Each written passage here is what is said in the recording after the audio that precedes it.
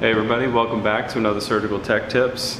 We are back in the OR, finally, and I wanted to do a video on this bad boy right here, our OR table. I haven't really gotten to talk about the OR table, and I thought it would be good to go through some positioning and kind of take you through, the controller that the anesthesiologist uses as we position a patient, and all the kind of different options and safety aspects that you can see with this OR table. Here we go.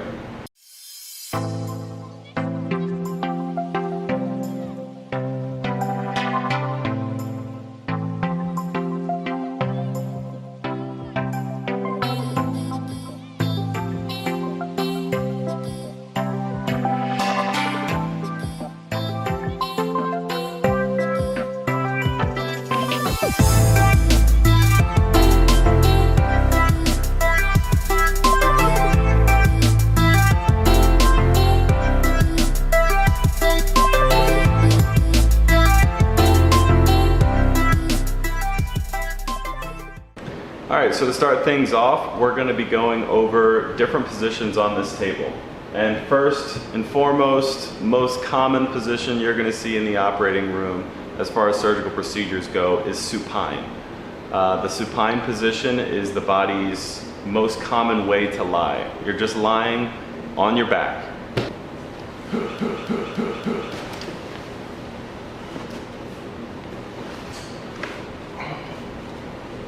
Man, this is actually kind of comfortable. I've never actually sat on the OR table before. This is actually pretty comfortable. Arms can be out or arms can be tucked. If your arms are out, they say that you should not keep the arms out more than a 90-degree angle. So instead of a 90-degree angle, you want it just a little bit lower. If you go a little bit higher and you have an hour, 2-hour case, after that patient leaves the OR, they could have a brachial plexus injury from overextension of the arms up. So they say you should keep it at below a 90-degree angle in this supine position if you are keeping the arms out. Working on the lower half of the body. If you're working in the upper half of the body, in the abdomen or in the chest, majority of the time we will tuck the arms. We have a sheet usually over this bed. Just for this exercise, I just wanted you to be able to see the pads. But we have a sheet under this bed and there's a sheet under the patient, and we can actually tuck the arms next to the patient during a surgical procedure. We pad them, pad the ulnar nerve over the elbow, and basically pad this whole arm as we tuck it to their sides. So as far as types of procedures that you might see supine, I said before it's going to be the most common position you'll see in the OR. Pretty much anything abdominal wise is going to be supine. Anything femoral, anything in the legs, so that could be fractures, it could be vascular cases in the leg, open hearts going through the sternum, chest, that's supine. There's a lot of cases that are supine. Some of the ortho cases and spine cases can be supine as well, but we have different beds, fracture tables and Mayfield tables and stuff like that they might utilize for those types of procedures. They just have different attachments, things like that. We can go over that in another video. But majority of those cases are all going to be lying flat on the back, supine. So one of the first modifications of the supine position is Trendelenburg. Sometimes doctors like to call it head downenberg because you are placing the patient's head down. You'll see this a lot of the times in pelvic surgery when they really need to displace all the organs in the abdomen and kind of displace them up toward the head. So gravity works for us here. We're basically pulling the head of the patient down, putting the feet up, and it's displacing all those organs, cephalad, up toward the head, and that's going to give us more room to work in the pelvis. And fun fact, actually, if you are in a case and your patient is getting really Brady and their heart pressure is going down, one of the first and most effective things that you can do to bring that pressure back up is Trendelenburg. Because what you're doing is you're taking all that blood and venous drainage and sending it right toward the heart to bring the pressure of the heart back up. Fun fact.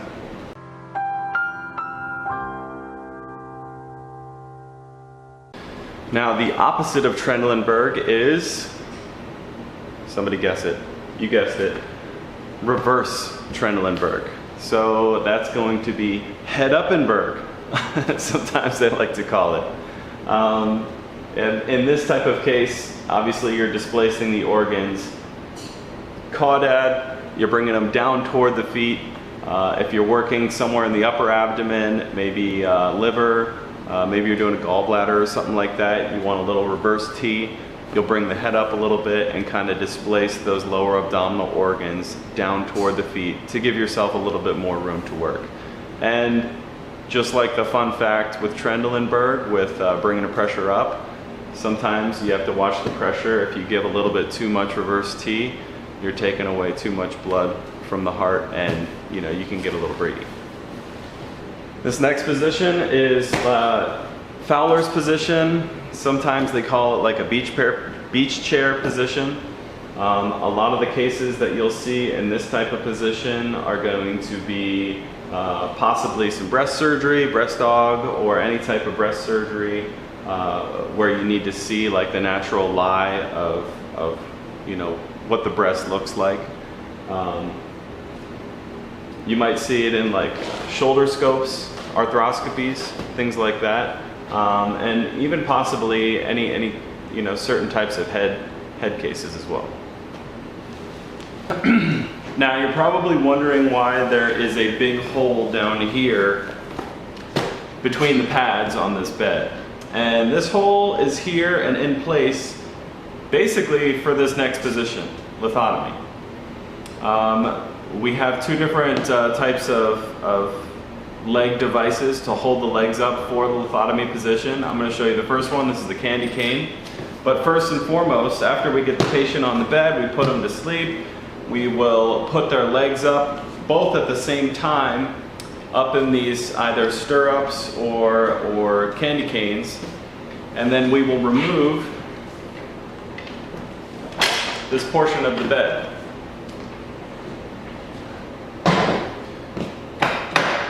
These little nubbins can go down by just hitting the leg down button.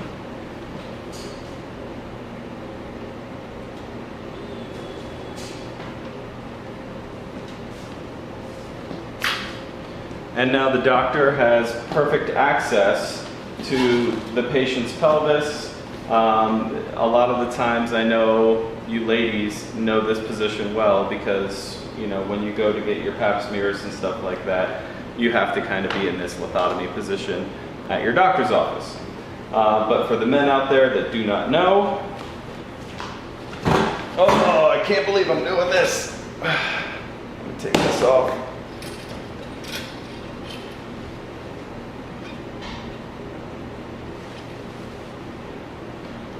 You're basically up, open, you have access to the anus, to the pelvis. Obviously for men and women, we have different parts, but the doctors will have access to both. So OBGYNs, you'll see a lot of those types of procedures, any type of DNCs for general surgery.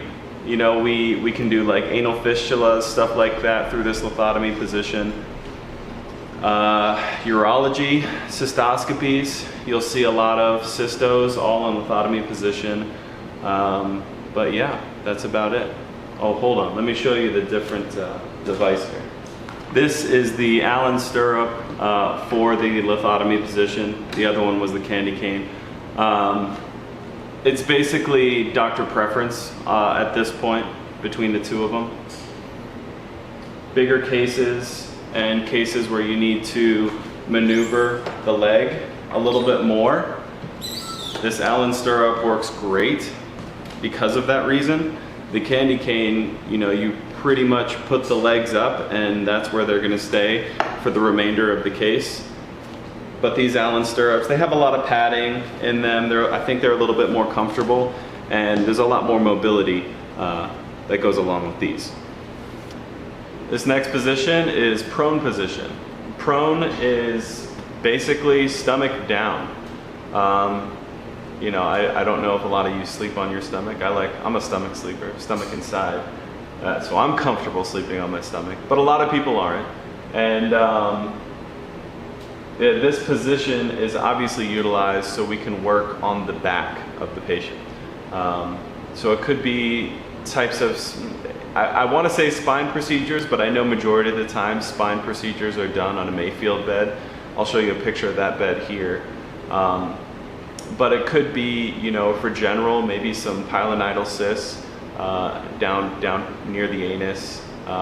Could be some head and neck things, you know, on the back of the head or on the back of the neck. Again, like maybe some lipomas back there or anything like that. So, prone position. There you go. And similar to supine position, you can have, you know, the arms tucked in close to the patient, or in this case, have the arm boards up in a comfortable position and just keep the arms attached to the arm board as they're up.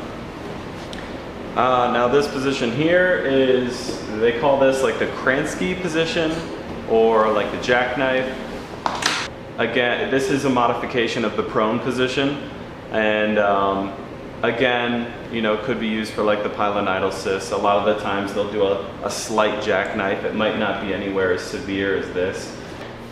All right, for the last position I want to talk to you guys about, it's going to be the lateral position. Lateral position is used anytime you're going to access the thoracic space. Any type of lung surgery that you're going to do, you're going to be using lateral position. There's a couple different types of positioning devices. Sometimes doctors like to use a beanbag, which is an interesting device. Majority of the doctors I work with don't utilize a beanbag though. They'll just tape a patient to the bed. But essentially the lateral position is exactly what it sounds like. Patient is lateral.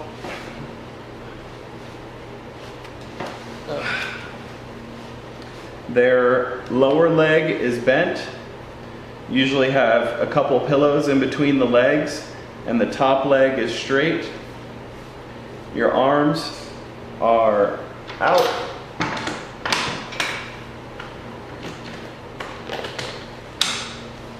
Your arms will be out on one side, and you'll have a couple more pillows right here, just to try and keep a nice, comfortable space. That is pretty much it for the different types of positions on this table.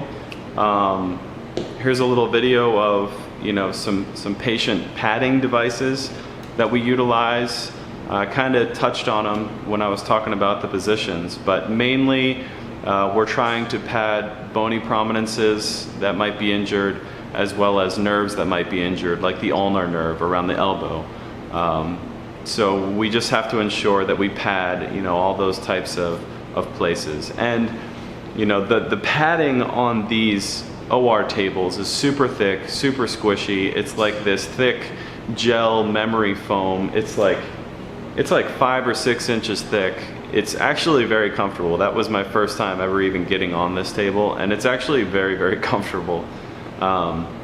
Yeah, but we try and pad all those types of bony prominences and nerves to, you know, keep anything from getting damaged that, you know, we don't want damaged, obviously. Thank you guys for watching this video.